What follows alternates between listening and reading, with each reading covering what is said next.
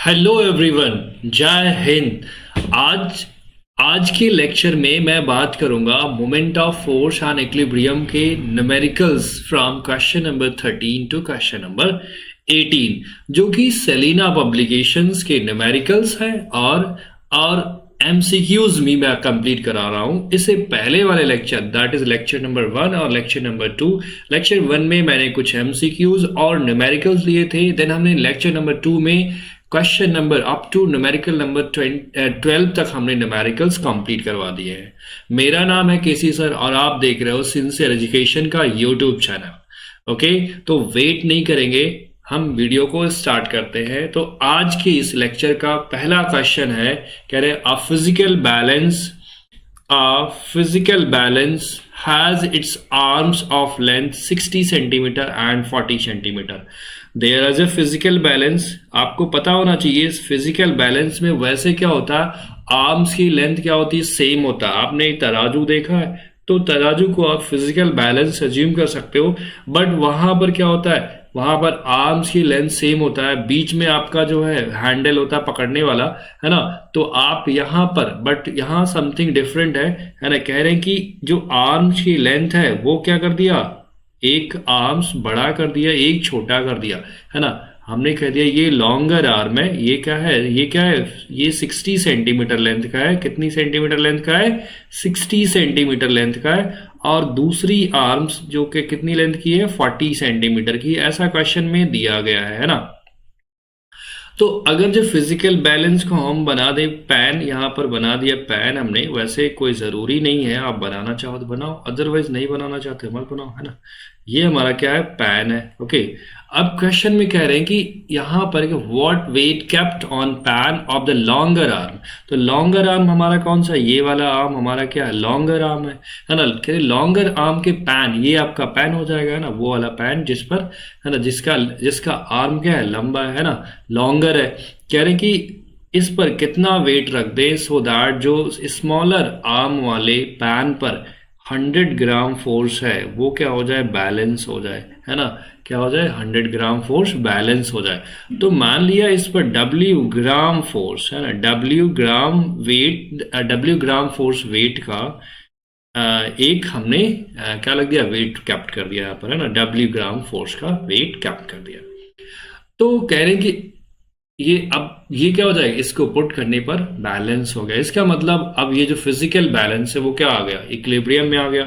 अगर ये physical balance equilibrium में आ गया तो आपको पता होना चाहिए कि कोई बॉडी अगर जो इक्विलिब्रियम में है तो उस पर नेट फोर्स 0 होता है। दूसरी बात ये भी होता है कि उस पर एंटी क्लॉकवाइज मूवमेंट और क्लॉकवाइज मूवमेंट इक्वल होता है, या फिर नेट टॉर्क बोल सकते हैं। नेट मूवमेंट ऑफ फोर्स भी क्या होता है, 0 होता है। आप या बोलो net movement of force is 0, या फिर anti clockwise movement is equal to clockwise movement. अब आपको पता है वेट है तो weight will act in the downward direction. Weight तो हमेशा डाउनवर्ड डायरेक्शन में एक्ट होगा, है ना, वेट तो डाउनवर्ड डायरेक्शन में होगा। तो आपको पता है ये हमारा फल्क्रम है, तो फल्क्रम के अबाउट ये वेट का मोमेंट कैसा होगा, आप ये वेट ट्राई करेगा एंटी क्लॉकवाइज रोटेट कराने के लिए फिजिकल बैलेंस को, और जो 100 ग्राम का फोर्स है वो फल्क्रम के अबाउट कोशिश करेगा क्लॉकवाइज मूवमेंट देने की, है ना, मतलब क्लॉकवाइज रोटेट कराने की कोशिश करेगा। बट ये अभी क्या है, अभी बैलेंस्ड कंडीशन है, मतलब इक्विलिब्रियम में है।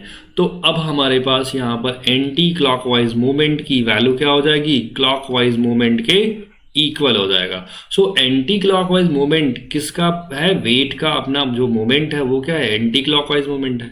तो आपको पता है मूवमेंट कैसे फाइंड आउट करते हैं, मूवमेंट फाइंड आउट करने के लिए आपको फोर्स क्या हमारे पास, वेट है, into line of perpendicular distance of line of action of the force from the point। ये पॉइंट हमारा पीओट है, तो यहां से डिस्टेंस कितनी होगी, लाइन ऑफ एक्शन आप ड्रॉ करोगे तो this is the line of action, और इसका लाइन ऑफ एक्शन यहां पर आ रहा, तो इसकी डिस्टेंस कितनी है, 60 centimetre, equal to clockwise movement 100 gram force produce करेगा, और इसकी पीओट से डिस्टेंस कितनी है, 40 सेंटीमीटर। तो यहां पर वेट, अब वेट क्या आएगा, देखो ये भी सेंटीमीटर में, दिस इज सेंटीमीटर, ये सेंटीमीटर में, ये ग्राम फोर्स में है, तो W किस में आ जाएगा, ग्राम फोर्स में आ जाएगा। 100 इंटू 40 अपॉन 60 है ना, सेंटीमीटर सेंटीमीटर कैंसिल हो जाएगा, ये हमारे पास 2 3 जा 2 2 जा कितना आ जाएगा 200 upon 3, 200 upon 3। After simplifying you will get the value 66.66 है ना। अब इसको थोड़ा सा राउंड ऑफ कर दो, तो राउंड ऑफ करोगे तो क्या हो जाएगा, this becomes 66.67 gram force. Okay, gram force. Okay, तो ग्राम फोर्स का मीनिंग समझ में आ रहा कि अगर जो कोई 1 ग्राम का ऑब्जेक्ट है तो उसका वेट कैलकुलेट करना है तो क्या हो जाएगा, उसको आप बोल सकते हैं 1 ग्राम फोर्स के इक्वल होता है। अगर इसी तरह 1 किलोग्राम का कोई ऑब्जेक्ट है तो उससे उसके करेस्पॉन्डिंग वेट कितना हो जाएगा, बोलोगे 1 किलोग्राम फोर्स हो जाएगा। ओके, तो कहने का मतलब यहाँ पर अगर जो 66.67 ग्राम का एक ऑब्जेक्ट रख दें है ना, तो वो क्या करेगा, इतना लोड यहाँ पर यानी इतना वेट अप्लाई कर देगा है ना, 66.67 gram force. This is the answer for this question. अब क्वेश्चन नंबर 14 है। 14 में बोला गया है, कह रहे the diagram in the figure shows a uniform metre rule weighing 100 gram force. इसका जो मीटर रूल है उसका वेट कितना है, 100 ग्राम फोर्स है। 100 ग्राम फोर्स तो एक्ट कहाँ होगा, सेंटर पर एक्ट होगा है ना, सेंटर पर एक्ट होगा। वैसे इसकी जरूरत नहीं है, अभी देखा, अभी इसको बता रहा हूँ क्यों मतलब बनाना चाह रहा हूँ है ना, बच्चे ध्यान नहीं देते इसको है ना। ये क्या हो जाएगा 150 gram force and this is 250 gram force. Okay, अब क्वेश्चन में कह रहे हैं कि पिवोटेड एज इट्स सेंटर, इसके सेंटर पर पिवोट कर दिया गया, this is the centre. Okay, अब कह रहे हैं कि ये जो लेंथ है ये कितनी है, 40 सेंटीमीटर है, this is 40 centimetre and this is 20 centimetre, क्या है 20 सेंटीमीटर है। ओके, अब क्वेश्चन में क्या पूछा है इन्होंने, calculate the total anti clockwise movement about A. तो total anti clockwise movement about point O और अबाउट पॉइंट पिवोट कितना हो जाएगा। अब एंटी क्लॉकवाइज मूवमेंट प्रोड्यूस कौन करेगा, आपको पता है ये वेट डाउनवर्ड डायरेक्शन में एक्ट होगा, ये भी वेट कहाँ लगेगा, डाउनवर्ड डायरेक्शन में। तो this weight will produce an anti-clockwise movement about the pivot। Okay, और आपको पता है ये जो 100 ग्राम फोर्स है खुद पिवोट पर लाई कर रहा है, तो इसका कोई मोमेंट ही नहीं आएगा क्योंकि इसका इस पिवोट से डिस्टेंस क्या आएगा, 0 आ जाएगा। इसीलिए हम इसको ध्यान में नहीं देते सॉल्व करते हुए है ना। तो चाहो तो आप इसको हटा भी सकते हो है ना। जस्ट मैंने आपको इसी बात को समझाने के लिए बताया कि ये पिवोट पर लग रहा है तो इसका डिस्टेंस पिवोट से क्या होगा, 0 होगा, तो इसका कोई मोमेंट आने वाला ही नहीं है। तो ये हमारे पास anti clockwise moment about point O कितना आ जाएगा 150 force and the perpendicular distance of its line of action from the pivot से कितना डिस्टेंस पर है 40 सेंटीमीटर, कितना हो जाएगा, ये हो जाएगा 6000 gram force centimetre. Second part में आपसे पूछा गया टोटल क्लॉकवाइज मूवमेंट कितना होगा, total clockwise movement about point O, about O total clockwise movement कितना हो जाएगा 250 ग्राम फोर्स इंटू 20 हो जाएगा क्योंकि इसकी लाइन ऑफ एक्शन की डिस्टेंस पिवोट से कितनी है 20, तो ये आ जाएगा 5000 gram force centimetre. Okay, third part में आपसे पूछा गया है डिफरेंस ऑफ दीज मूवमेंट्स, इन दोनों मूवमेंट्स में डिफरेंस कितना आएगा। तो डिफरेंस आपको निकाल सकते हो आप, 6000 gram force minus 5000 gram force क्या हो जाएगा, ग्राम फोर्स सेंटीमीटर कितना आ जाएगा 1000 ग्राम फोर्स सेंटीमीटर। ओके, तो कहने का मतलब ये पूरा जो सिस्टम है इसमें anti clockwise movement clockwise movement के इक्वल नहीं है, दैट्स वाई ये पूरा सिस्टम क्या होगा, अनबैलेंस्ड होगा, यानी इक्विलिब्रियम में नहीं है अभी है ना। अब क्वेश्चन में फोर्थ पार्ट में आपसे पूछा गया है, फोर्थ पार्ट में आपसे इन्होंने पूछा है, कह रहे हैं कि the distance from O where 100 gram force weight should be place to balance the metre rule. इस मीटर रूल को बैलेंस अगर जो करना है तो 100 ग्राम फोर्स का वेट O पॉइंट से कहाँ, किस तरफ और कितने डिस्टेंस पर रखा जाए कि ये बैलेंस हो जाए है ना। तो आप यहाँ नोटिस अगर जो करो तो देखो anti clockwise movement 6000 gram force है and clockwise movement 5000 gram force है। अगर जो क्लॉकवाइज मूवमेंट भी क्या आ जाए 5 कुछ और इंक्रीज हो जाए तो क्या होगा, तो यहां से क्लॉकवाइज मूवमेंट की वैल्यू भी क्या हो जाएगी, इक्वल हो जाएगी, तब ये बैलेंस कंडीशन बन सकता है। इसका मतलब वेट को आपको कहाँ रखना पड़ेगा, आपको राइट साइड पियोट जो है, पियोट के पॉइंट ओ के राइट साइड में रखना पड़ेगा। क्यों, क्योंकि आपको पता है कि उधर रखोगे तो ये क्लॉकवाइज मूवमेंट प्रोड्यूस करेगा, और क्लॉकवाइज मूवमेंट अगर जो प्रोड्यूस कर रहा है ना, क्लॉकवाइज मूवमेंट प्रोड्यूस कर रहा है, तो आप कह सकते हो ये मूवमेंट क्या हो जाएगा, टोटल क्लॉकवाइज मूवमेंट इंक्रीज कर जाएगा, है ना। और ये इतना हो जाए कि ये 6000 के इक्वल हो जाए तो काम बन जाए। तो कहने का मतलब आपको सिंपल ये समझना है कि एंटी क्लॉकवाइज मूवमेंट कम है और clockwise movement, sorry, anti clockwise movement ज्यादा है और क्लॉकवाइज मूवमेंट क्या है, कम है। तो आपको क्या रखना पड़ेगा, जो आपका वेट है वो कहाँ रखना पड़ेगा, आपको राइट साइड में रखना पड़ेगा, सो दैट क्लॉकवाइज मूवमेंट भी क्या हो जाए, 6000 हो जाए, तो ये पूरा मीटर रूल क्या हो जाएगा, बैलेंस हो जाएगा। तो लेट्स से जो हमने हमारे पास 100 ग्राम फोर्स का वेट है, हमने कहाँ रखा, ये हमारा 100 ग्राम फोर्स का वेट है, और इसको हमने पियोट से क्या रखा, x डिस्टेंस पर रख दिया, क्या, x सेंटीमीटर की डिस्टेंस पर पुट कर दिया। ठीक है, अब क्या होगा, अब आपको पता है, अब ये सिस्टम अगर जो बैलेंस्ड हो गया तो total anti clockwise movement about O is equal to total clockwise movement about point O. ठीक है, तो यहां से टोटल एंटी क्लॉकवाइज मूवमेंट आपको पता है पहले से आपने निकाला है, ये आया था 6000 gram force, and total clockwise movement अब आपको पहले निकाला था आपने 5000 ग्राम फोर्स क्लॉकवाइज मूवमेंट था, प्लस क्या होगा, अब इस फोर्स का भी क्लॉकवाइज मूवमेंट होगा अबाउट द पियोट, कितना हो जाएगा, 100 gram force into x centimetre. तो इसको सिंप्लीफाई करो, कितना हो जाएगा, this is 1000 and this is 100x, यहां से क्या मिल जाएगा आपको, x इक्वल टू 10 सेंटीमीटर मिल जाएगा, x की वैल्यू क्या आ जाएगी, 10 सेंटीमीटर आ जाएगा। तो आपको 100 ग्राम फोर्स को पियोट के राइट साइड में 10 सेंटीमीटर डिस्टेंस पर रखना होगा। ओके, पियोट को क्या रखना होगा, 10 सेंटीमीटर, आपको आंसर चेक कर लीजिए, है ना, 10 centimetre on the right side of O, है ना, करेक्ट, है ना।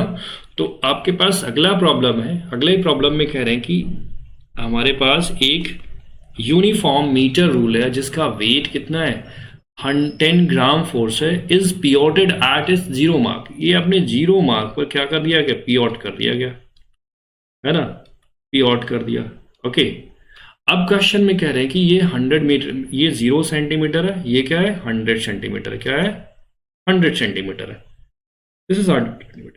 अब आपको पता है कि इसका यूनिफॉर्म मीटर रूल है। अच्छा, यूनिफॉर्म मीटर रूल का मीनिंग क्या होता है कि एवरीवेयर जो मीटर रूल है वहां पर ऐसा नहीं कहीं पर ज्यादा मास है कहीं पर कम मास है, हर जगह एवरी पर यूनिट लेंथ कह सकते हैं मास इज सेम, हर एक यूनिट लेंथ पर क्या है, मान लो 1 सेंटीमीटर में जितना मास है तो अगले 1 सेंटीमीटर में भी क्या मास होगा, उतना ही मास होगा, अगले 1 सेंटीमीटर में मास कितना होगा, उतना ही होगा। ओके, तो यहां से आपके पास यहाँ वेट कितना, वेट आपको सेंटर पर एक्ट होगा, है ना, वेट जो आपका यूनिफॉर्म मीटर रूल का है वो कहाँ एक्ट होगा, डाउनवर्ड डायरेक्शन में। लेट ये हमारे पास 10 ग्राम फोर्स, ये 50 सेंटीमीटर पर एक्ट होगा। ओके, तो कह रहे हैं what moment of force depresses the rule. अब जैसे ये सिस्टम रखोगे ये क्या हो जाएगा, ये रोटेट हो जाएगा, है ना, तो रोटेट होगा तो कितने मोमेंट से रोटेट होगा वो कैलकुलेट करना आपको। फर्स्ट पार्ट में आपको यही बताना है कि कितना मोमेंट होगा, है ना, कितना मोमेंट होगा। ओके, तो मोमेंट कैलकुलेट करने के लिए आपको पता है मोमेंट ऑफ फोर्स, आपको पता है फोर्स यानी यहां पर क्या है, फोर्स वेट है 10 gram force and perpendicular distance of line of action of the force from the pivot कितना है, 50 सेंटीमीटर, कितना है, 50 सेंटीमीटर, तो ये हो जाएगा 500 gram force centimetre. Okay, second part कह रहे हैं how can it be made horizontal.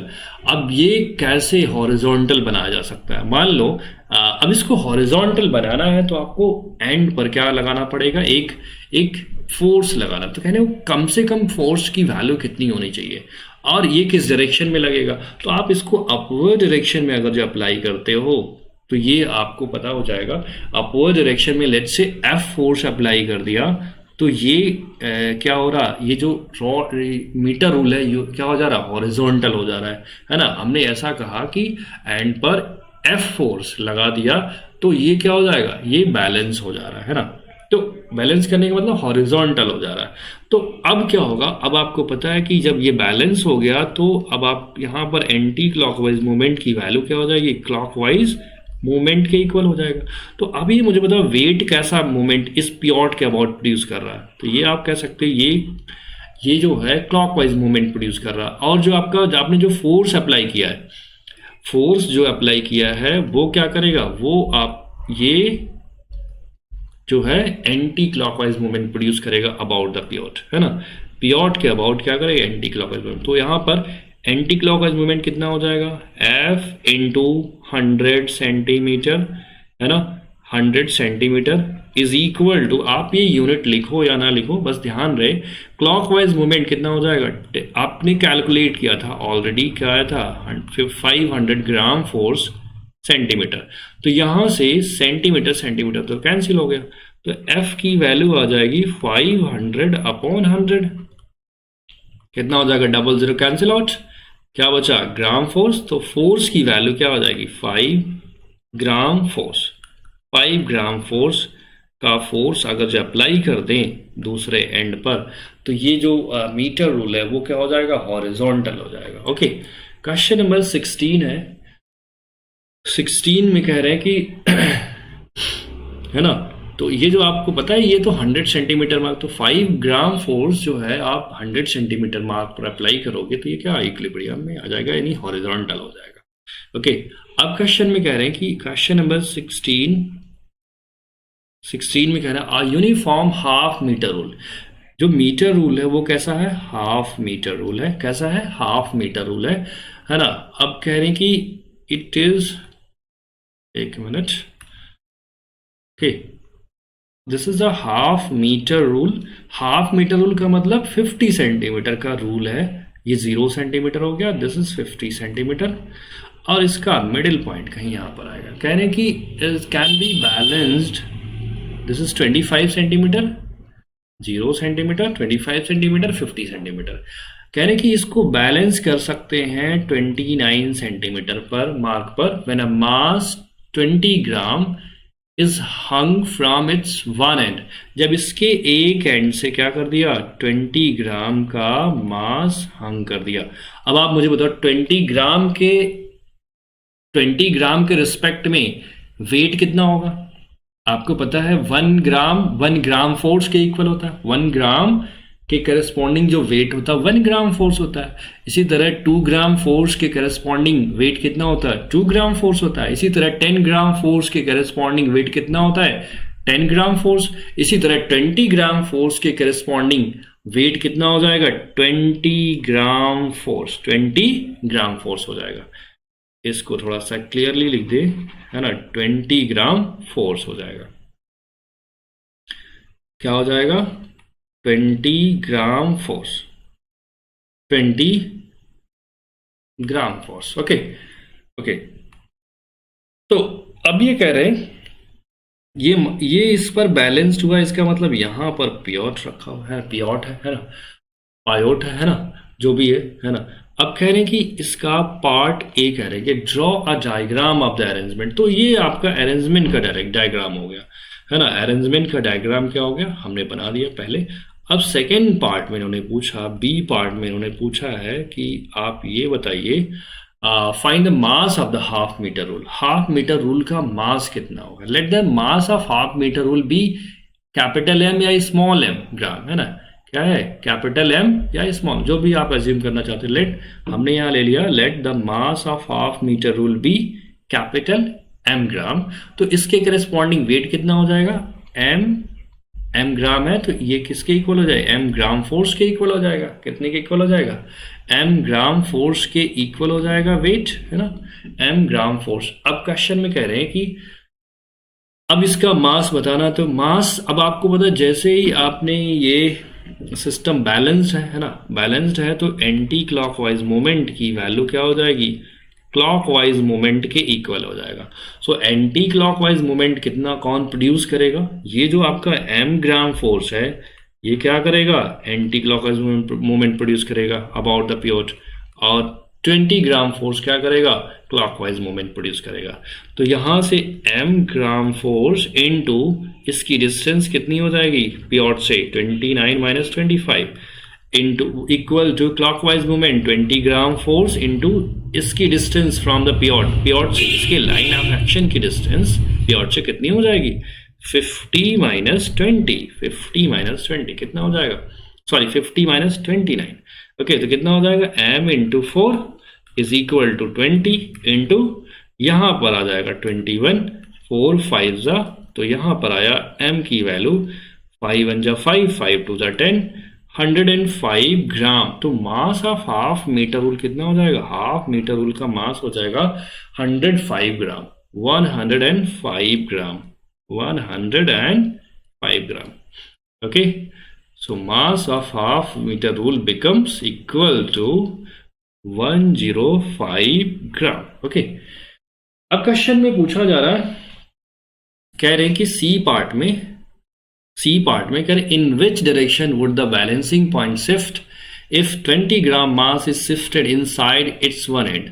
अब इसको क्या कर रहे हैं, देखो 20 ग्राम फोर्स को क्या कर रहे हैं, ये इसको इनसाइड ले आ रहे हैं, है ना, इसको अंदर की तरफ ले आ रहे हैं। तो अब बताओ ये जो प्यॉट है इसको किधर शिफ्ट करना होगा। तो जब आप इसको प्यॉट की तरफ मूव कराओगे तो क्या होगा, आपको क्लॉकवाइज मोमेंट की वैल्यू डिक्रीज करने लगेगी और एंटी क्लॉकवाइज मोमेंट क्या होगा, उतना ही रहेगा। तो अब जो बैलेंसिंग डिस्टर्ब हो जाएगी, तो अब क्या करना होगा, आपको एंटी क्लॉकवाइज मूवमेंट को भी डिक्रीज करवाना होगा। एंटी क्लॉकवाइज मूवमेंट डिक्रीज कैसे करेगा, जब आप पिवट को क्या करोगे, मास हाफ मीटर रूल जो भी है, हाफ मीटर रूल के मास के मतलब सेंटर की तरफ यानी 25 सेंटीमीटर मार्क की तरफ अगर जो मूव कराओगे तो क्या हो जाएगा, ये पूरा सिस्टम का बैलेंसिंग पॉइंट क्या हो जाएगा, तो ये आपका सिस्टम बैलेंस रहेगा। इसका मतलब बैलेंसिंग पॉइंट को आपको किधर मूव कराना होगा, 25 सेंटीमीटर मार्क की तरफ, है ना। ओके, तो ये रहा क्वेश्चन का सॉल्यूशन। अब क्वेश्चन नंबर 17 है, 17 नंबर प्रॉब्लम से में आपसे पूछा जा रहा है, कह रहे हैं कि a uniform metre rule of mass 100 gram is balanced on the fulcrum at mark 40 centimetre. एक यूनिफॉर्म मीटर रूल है, क्या है, एक यूनिफॉर्म मीटर रूल है। इसका जो मास है, एक मिनट थोड़ा सा डायग्राम करेक्ट कर ले। Okay, this is a uniform metre rule, है ना। इसका मास कितना 100 ग्राम है। Let's say this is 0 centimeter mark, this is 100 centimeter mark, this is 50 centimeter mark।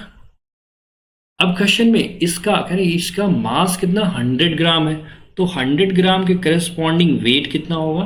अब वेट आपको पता है कि यूनिफॉर्म मीटर रूल का अपना वेट सेंटर पर एक्ट होगा, तो आपको 100 ग्राम के करस्पॉन्डिंग वेट कितना हो जाएगा, 100 ग्राम फोर्स हो जाएगा, 100 ग्राम फोर्स, है ना। अब क्या करना है, कह रहे ऑन द फल्क्रम, अब कह रहे हैं कि is balanced on the fulcrum at 40 centimetre mark. तो यहाँ पर कहीं पर फल्क्रम, यहाँ पर जो है फल्क्रम अगर जो है तो ये बैलेंस्ड कंडीशन में आ जाता है। क्या आ जाता है, बैलेंस्ड कंडीशन में आ जाता है। ठीक है, तो ये मैं यूनिट हटा ही देता, थोड़ा सा ऑड लग रहा है ना। ये समझो, ये सेंटीमीटर में सारी वैल्यूज हैं, है ना। तो यहां पर 40 सेंटीमीटर मार्क पर ये बैलेंस्ड कंडीशन बना ले रहा है ना। By suspending an unknown mass at the mark 20 centimetre, 20 centimetre mark पर एक क्या कर रहे हैं, एक 20 कह रहे हैं कि अननोन मास m मास को सस्पेंड कर दिया गया। लेट से ये मास की यूनिट तो नहीं गिवन है, तो let the mass be in gram, है ना। तो इस m ग्राम के करस्पॉन्डिंग वेट कितना हो जाएगा, m ग्राम फोर्स हो जाएगा, है ना। तो ये यहां पर सस्पेंड कर दिया, कहां पर, 20 सेंटीमीटर मार्क पर। ओके, कह रहे हैं कि find the value of m। Now the whole system is in equilibrium, that is balanced, है ना। बैलेंस्ड है तो इक्विलिब्रियम में, तो इक्विलिब्रियम में है तो आपको पहला पार्ट बताना है वैल्यू ऑफ m क्या होगा। एंटी क्लॉकवाइज, भाई इक्विलिब्रियम में है तो एंटी क्लॉकवाइज मोमेंट की वैल्यू क्लॉकवाइज मोमेंट के इक्वल होगा, है ना। तो यहाँ से एंटी क्लॉकवाइज मोमेंट प्रोड्यूस कौन करेगा? About the fulcrum. फल्क्रम के अबाउट जो आपने क्या लिया, जो मास सस्पेंड किया है ना, वो क्या करेगा? फल्क्रम के about anti clockwise moment produce करेगा। और 100 ग्राम फोर्स जो कि मीटर रूल का अपना वेट है, वो क्या करेगा? वो क्लॉकवाइज मूवमेंट, फल्क्रम के अबाउट क्लॉकवाइज मूवमेंट प्रोड्यूस करेगा। तो यहाँ पर एंटी क्लॉकवाइज मूवमेंट की वैल्यू क्या हो जाएगी? m gram force into fulcrum से इसकी डिस्टेंस कितनी है? 40 minus 20, 40 minus 20 is equal to clockwise movement 100 gram force के करस्पॉन्डिंग इनटू हो जाएगा distance between the line of action of this force from the fulcrum. कितना हो जाएगा? 50 माइनस 40, 50 माइनस 40 कितना हो जाएगा? m into 20 is equal to 100 into 10, है ना। तो यहां से मिल जाएगा small m is equal to, ये हमारे पास 0 0 से कैंसिल हो गया, ये हो जाएगा 50। तो हमारे पास जो मास आएगा वो कितना आ जाएगा? मास की वैल्यू आ जाएगी 50 ग्राम आ जाएगा, है ना। तो जो मास सस्पेंड करना होगा वो कितना होना चाहिए? 50 ग्राम का होना चाहिए। सेकेंड पार्ट में पूछा गया, to which side the rule will tilt if the mass m is move to the mark 10 centimetre. अगर जो इस मास को हमने क्या किया? 10 सेंटीमीटर मार्क पर क्या कर दिया? ये हमारा 10 सेंटीमीटर है, इस पर अगर जो शिफ्ट कर दिया, ये मास अब कहाँ आ गया? ये वाला जो मास है, ये जो होल मास है, now this whole mass is moved over here, है, यहां पर मूव कर गया। तो अब कह रहे हैं कि to which side the rule will tilt. तो आपको पता है जैसे ये मास लेफ्ट साइड में शिफ्ट होगा तो एंटी क्लॉकवाइज मोमेंट की वैल्यू बढ़ जाएगी। इसका मतलब जो आपका रूल है, रूल हो क्या होगा? मास m की तरफ टिल्ट हो जाएगा, है ना, टिल्ट हो जाएगा, मास m की तरफ टिल्ट हो जाएगा। तो इसको सॉल्व नहीं करना था, जस्ट आप जैसे ही इस मास को मूव कराओगे टुवर्ड्स 10 सेंटीमीटर मार्क, तो एंटी क्लॉकवाइज मूवमेंट की वैल्यू बढ़ जाएगी, और एंटी क्लॉकवाइज मूवमेंट की वैल्यू बढ़ने से ये हो जाएगा, ये एंटी क्लॉकवाइज डायरेक्शन में टर्न करने की कोशिश करेगा। इसका मतलब जो टिल्टिंग होगा मास m की तरफ होगा, है ना। टिल्टिंग कहां पर होगा? मास m की तरफ टिल्ट हो जाएगा। थर्ड पार्ट आपसे पूछा गया है, कह रहे हैं कि व्हाट इज द अब अगर जो ये सिस्टम में ये मैं इरेज कर दूं, है ना, मतलब अब जो जब मास 10 सेंटीमीटर मार्क पर है तो उस सिचुएशन में रिजल्टेंट फोर्स कितना होगा ये बताना है। रिजल्टेंट फोर्स की वैल्यू कितनी होगी ये बताना है। तो यहाँ रिजल्टेंट फोर्स से रिजल्टेंट मोमेंट कैलकुलेट है ना। तो रिजल्टेंट मोमेंट की वैल्यू आ जाएगी, रिजल्टेंट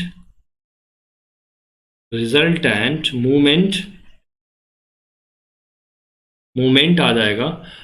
अब देखो यहाँ पर जैसे ही आपने इधर ट्रांसफर किया तो आप मुझे बताओ क्लॉकवाइज एंटी क्लॉकवाइज मोमेंट कितना हो जाएगा?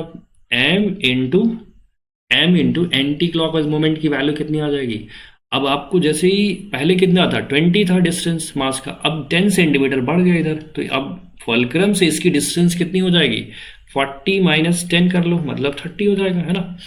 अब ये तो एंटी क्लॉकवाइज मूवमेंट है, तो एंटी क्लॉकवाइज मूवमेंट को आपको अपनी बुक के अकॉर्डिंग, सेलेना पब्लिकेशन के अकॉर्डिंग, है ना, आप एंटी क्लॉकवाइज मूवमेंट को क्या लेते हो? पॉजिटिव। तो ये वैल्यू क्या आएगी? पॉजिटिव। अब आपके पास क्या बचा? क्लॉकवाइज मूवमेंट प्रोड्यूस कौन कर रहा है? वो तो जहां था वही है, 100 ग्राम फोर्स इंटू 50 माइनस 40, तो कितना आ जाएगा ये?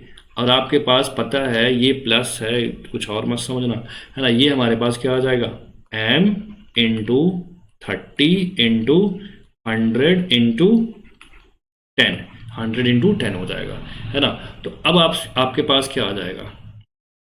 इसको मैं इरेज कर दूं, है ना, ये वाला पोर्शन, है ना, तो वो प्लस था बस, है ना। तो ये हमारे पास, अच्छा ये भी हम यहाँ पर वैल्यू पुट कर सकते हैं, है ना, वैल्यू हम यहाँ पर इसकी पुट कर सकते हैं। इसकी वैल्यू कितनी है? 50 ग्राम आपने ऑलरेडी कैलकुलेट कर लिया।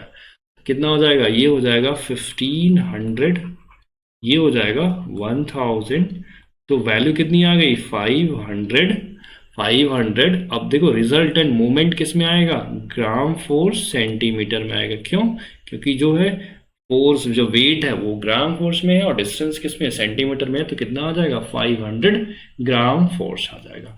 और ये जो रिजल्टेंट आएगा पॉजिटिव आ रहा, पॉजिटिव आने का मतलब क्या हुआ, पॉजिटिव मूवमेंट किस डायरेक्शन में होता है, एंटी क्लॉकवाइज। तो आप यहाँ कह सकते हो जो रिजल्टेंट आएगा वो एंटी क्लॉकवाइज मूवमेंट होगा, है ना, एंटी क्लॉकवाइज होगा। ओके, कह how can it be balance by another mass 50 gram. इसको बैलेंस के एक 50 ग्राम मास की हेल्प से इसको बैलेंस कैसे कर सकते हो। लेट ये जो आपको बैलेंस करना है तो इसको क्या करना पड़ेगा, आपको पता है कि अब आपके पास एंटी क्लॉकवाइज मूवमेंट क्या हो गया, बढ़ गया, तो आपको एंटी क्लॉकवाइज मूवमेंट को बढ़ाना है पड़ेगा, तभी तो बैलेंसिंग कंडीशन बनेगी। इसका मतलब जो 50 ग्राम मास है उसको कहाँ से स्पेंड करना पड़ेगा, आपको पियोट के राइट साइड में शिफ्ट करना पड़ेगा, है ना। मान लिया इसको पियोट से x डिस्टेंस पर रखा है, पियोट से x डिस्टेंस पर रखा है, तो यहाँ फोर्थ पार्ट में कर देता हूँ, है ना। ये आपका थर्ड पार्ट है, ध्यान रखना, ये आपका मैं फोर्थ पार्ट कर रहा हूँ, है ना। तो यहाँ से आपको पता है कि एंटी क्लॉकवाइज मूवमेंट की वैल्यू आपके पास कितनी आ रही है, आपको पता है, देख सकते हो यहाँ पर, है ना। तो ये 1500 ग्राम 4 सेंटीमीटर आ रहा है, और क्लॉकवाइज मूवमेंट कितना आ रहा था, क्लॉकवाइज मूवमेंट आप कह सकते हो 100 इंटू 10, और प्लस जो आपने मास रखा उसकी वजह से भी क्या होगा, वही 150 ग्राम के करस्पॉन्डिंग वेट कितना होगा, 50 ग्राम फोर्स होगा। तो 50 ग्राम फोर्स का मोमेंट फलक्रम के अबाउट कितना हो जाएगा, मान लिया ये एक्स डिस्टेंस पर, x सेंटीमीटर पर है, तो ये आपसे यहाँ वैल्यू क्या हो जाएगी, यहाँ से कैलकुलेट करोगे 1500 माइनस 1500 आ जाएगा 500, और जो ये 50 है 50x हो जाएगा। After solving you will get the value of x। यहाँ पर आपको क्या मिल जाएगा, x की वैल्यू आ जाएगी 500 अपॉन 50, क्या मिला, 0 कैंसिल, 500 10 सेंटीमीटर। तो कहने का मतलब अगर जो 10 सेंटीमीटर, जो आप कहने का मतलब कि अगर जो आप 50 ग्राम मास को फलक्रम से 10 सेंटीमीटर डिस्टेंस यानी सेंटर पर ही 50 ग्राम फोर्स आप पुट कर दो, है ना, बाय सस्पेंडिंग, तो कहने का मतलब ये जो है 50 सेंटीमीटर मार्क पर अगर जो 50 ग्राम फोर्स को पुट कर दोगे, है ना, दैट इज भाई अगर जो फलक्रम से डिस्टेंस 10 सेंटीमीटर है, इसका मतलब मास को सेंटर पर ही, जो 50 ग्राम फोर्स 50 ग्राम का मास है उसको सेंटर पर सस्पेंड कर दो, जहां पर मीटर रूल का वेट एक्ट हो रहा उसी प्लेस पर क्या रखोगे आप, 50 ग्राम का वेट आप सस्पेंड कर दो, तो ये पूरा होल सिस्टम क्या हो जाएगा, बैलेंस हो जाएगा, है ना। 50 centimetre mark, okay, 50 centimetre mark पर रख दो तो ये होल सिस्टम क्या हो जाएगा, बैलेंस हो जाएगा, इक्विलिब्रियम में आ जाएगा। ओके, अब लास्ट क्वेश्चन आज के इस लेक्चर का है, कह रहे हैं कि इसमें कह रहे हैं कि in the following figure a uniform bar, ये बार है ना, जस्ट बार है, मतलब एक रॉड कह सकते हो, है ना। अब यूनिफॉर्म कहने का मतलब वही हुआ कि हर एक सेंटीमीटर में जो मास होगा वो सेम होगा, और इसकी लेंथ है 1 मीटर। इसकी लेंथ कितनी है, 1 मीटर है लेंथ इसकी, 1 मीटर इसकी लेंथ है। ओके, अब कह रहे हैं कि supported at its end and loaded by a weight W kgf at its middle in equilibrium, find the reactions R1 and R2 at the ends। आपको रिएक्शन की वैल्यू, अभी तक के जितने क्वेश्चन आपने किया ये सभी से क्वेश्चन से सबसे डिफरेंट है। तो अभी ये पूरा होल सिस्टम जो यूनिफॉर्म बार है ये क्या है, इक्विलिब्रियम में, कह रहे हैं इन इक्विलिब्रियम कंडीशन आप रिएक्शंस को बताओ। तो इक्विलिब्रियम कंडीशन में दो केसेस बनते हैं, एक तो नेट फोर्स क्या होता है, 0 होता है, सेकेंडरी केस क्या होता है, नेट मूवमेंट किसी भी पॉइंट के अबाउट क्या होता है, 0 के बराबर आता है। तो आप पहला जब आपको बोलोगे यहां पर इन इक्विलिब्रियम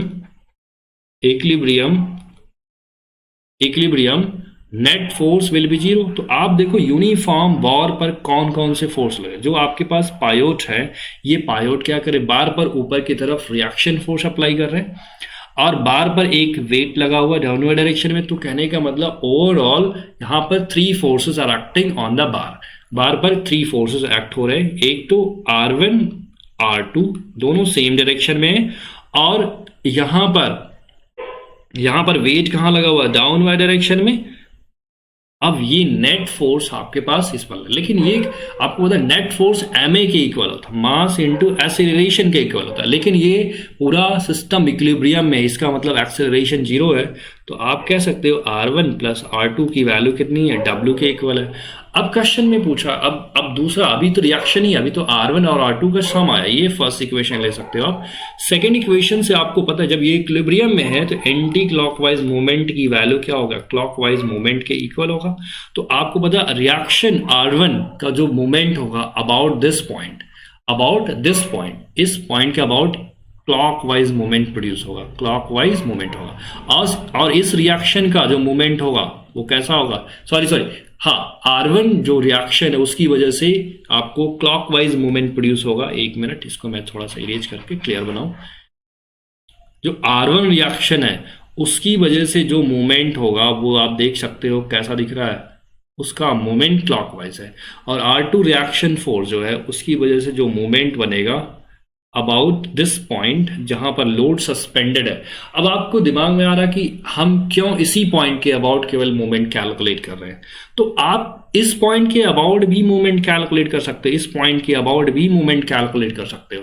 नेट मूवमेंट की वैल्यू जीरो आनी चाहिए ना, तो नेट मूवमेंट या फिर नेट मूवमेंट की वैल्यू या फिर anti clockwise movement is equal to clockwise movement किसी भी पर्टिकुलर पॉइंट के। आप इस पॉइंट के लिए भी अप्लाई करोगे तो क्या होगा, सोचो जरा।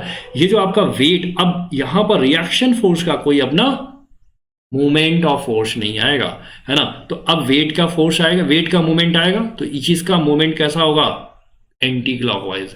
और रिएक्शन R1 का मूवमेंट कैसा होगा, क्लॉकवाइज। तो आप कह सकते हो दोनों क्लॉकवाइज और anti clockwise movement must be equal for equilibrium के लिए।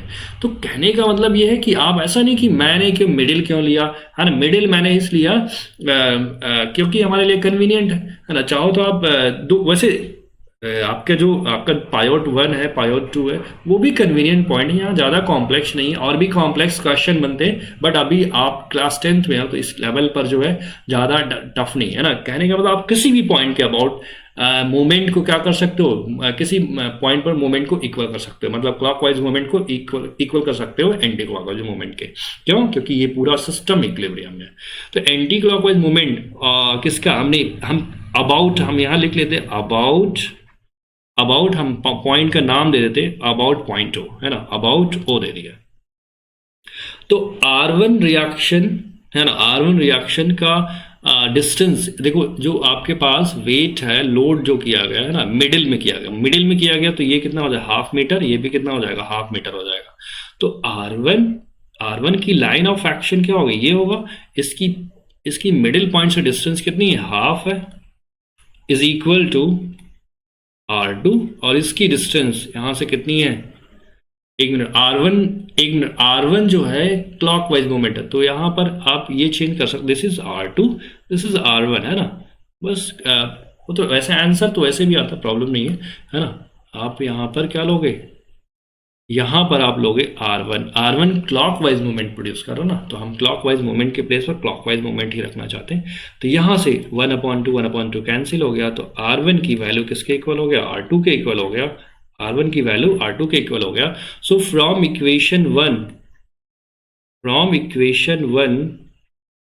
इक्वेशन वन से क्या मिला आपको, R1 जब R2 के इक्वल है तो यानी R1 के प्लेस पर R2 रख दो या R2 के प्लेस पर R1 रख दो, है ना। तो यहां पर R2 के प्लेस पर हमने R1 पुट कर दिया, क्या हो जाएगा यहां से 2R1 की वैल्यू W के इक्वल हो गया, which implies that R1 equal to W/2। तो R1 अगर जो W/2 है, R1 और R2 दोनों इक्वल हैं, तो R1 R2 कितना हो जाएगा, W/2 के इक्वल आ जाएगा। यही आपको फाइंड आउट करना था।